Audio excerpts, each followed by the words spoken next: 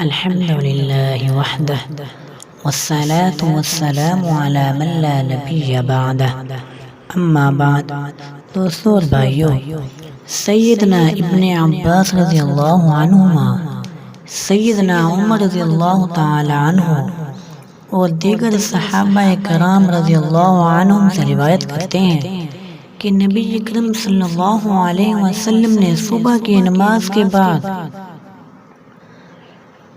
نفل نماز پڑھنے سے منع فرمایا حتیٰ کہ سورج ظاہر ہو جائے، کیونکہ سورج شیطان کے دونوں سینگوں کے درمیان سے نکلتا ہے، اور نماز عصر کے بعد بھی نفل نماز پڑھنے سے منع فرمایا حتیٰ کہ سورج غروب ہو جائے۔ ٹھیک دوپہر یعنی جب سورج آسمان کے عین وسط میں ہو یعنی درمیان میں ہو، اس وقت بھی نماز پڑھنا منع فرمایا۔ اسی طرح سیدنا علی رضی اللہ تعالی عنہ فرماتے ہیں کہ رسول اللہ صلی اللہ علیہ وسلم نے عصر کے بعد نماز پڑھنے سے منع فرمایا، الا یہ کہ سورج بلند ہو۔ اس حدیث سے ظاہر ہوتا ہے کہ عصر کے بعد نماز کی واضح ممانعت نہیں ہے، چنانچہ صحیح البخاری میں ہے کہ رسول اللہ صلی اللہ علیہ وسلم نے عصر کے بعد 2 رکعتیں پڑھیں۔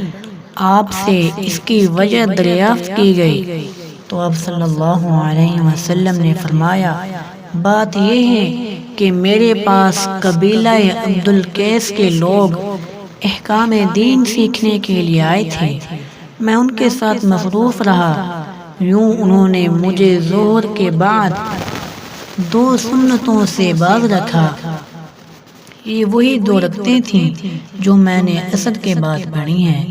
امام ابن قدامہ رحمہ اللہ نے عصر کے بعد سنتوں کی قضاء کے جواز پر یہ دلیل بیان کی ہے کہ عصر کے بعد کی ممانعت خفیف یعنی کہ ہلکی ہے، کیونکہ اس کے مقابلے میں سنتوں کی قضاء کے جواز کی حدیث بھی آئی ہے، اور اس وجہ سے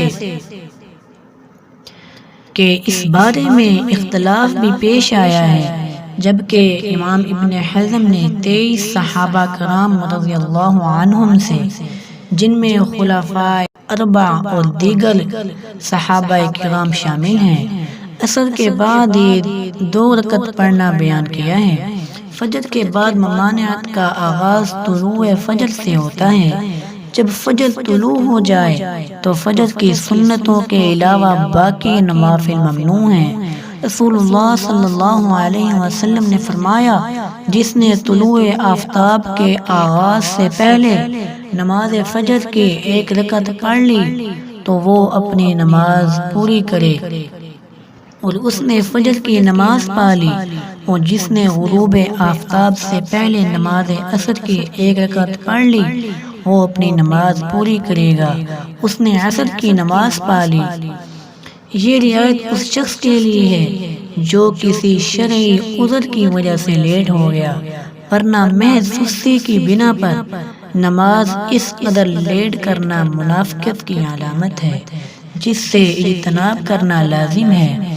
اللہ تعالیٰ سے دعا ہے کہ اللہ تعالیٰ ہمیں پکا اور سچا نمازی بنائے۔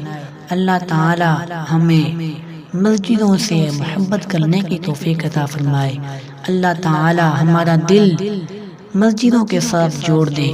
اللہ تعالیٰ ہمیں آپ صلی اللہ علیہ وسلم کے اسوہ حسنہ پہ چلنے کی توفیق عطا فرمائے، آمین۔ سبحان ربک رب العزت عما یصفون وسلام علی المرسلین والحمد للہ رب العالمین۔